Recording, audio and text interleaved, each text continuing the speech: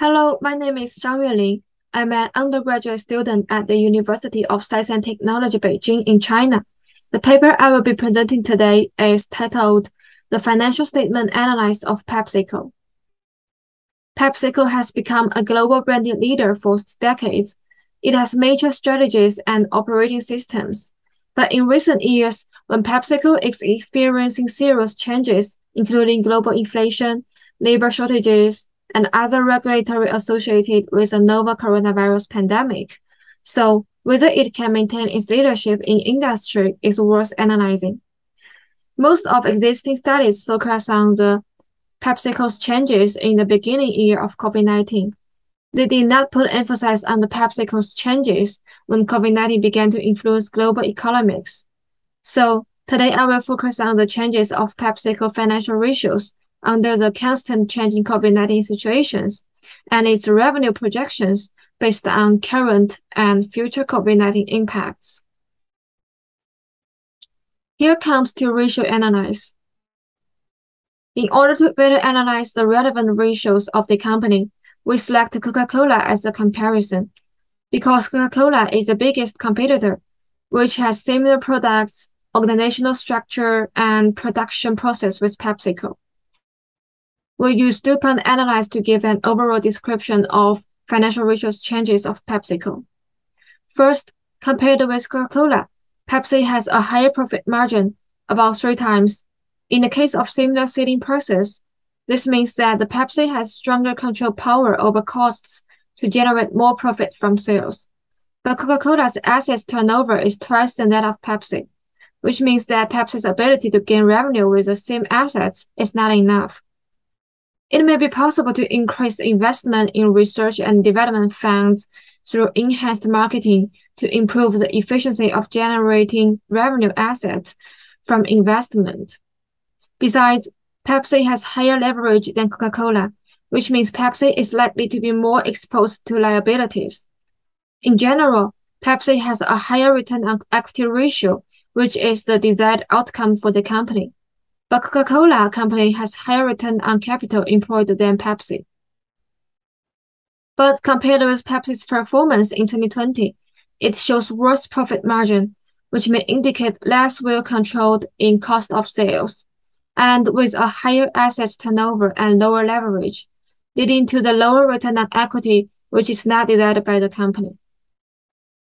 Then I'd like to share with you a detailed net revenue projection, which is virtually the most important part of my paper. It is noticeable that the total net revenue is increasing and the ratio shows an upward trend because there is a rise in FLNA, PBNA, Europe, AMESA, and APAC. However, Latin America showed a decrease followed by an increase. For different divisions, there are some unusual data, mostly related to acquisitions and divestitures or foreign exchange translations. Because of the change of divisions, so the data of Europe, AMESA, APAC before 2018 is meaningless. After analyzing, I have summed up 5 assumptions.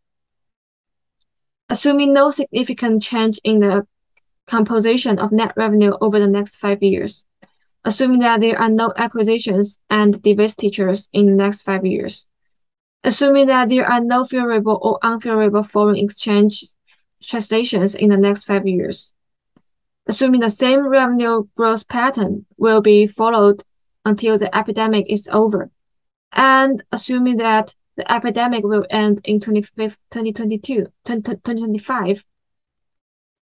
Due to the assumptions, we can directly use the organic revenue to measure the net revenue growth rate. 2021 and 2020 average net revenue growth rates for years supposed to still have epidemic, but 2019 and 2018 supposed to not to have epidemic. Because the 2022 fiscal results would included a 53rd reporting week, so there will assume to be a 2% larger in net revenue. Here are forecast ratio. Next, we can calculate the net revenue results. The total 1 is obtained by adding up the data of each division. The total 2 is calculated directly with a ratio. There is a gap between the two results because when PepsiCo announced the organic revenue growth rate, the data was reversed to the single digit. So we prefer to use the first result to increase the accuracy of the forecast. In the face of the impact of the epidemic, PepsiCo has successfully achieved a greater increase in net income in 2021 through better response measures.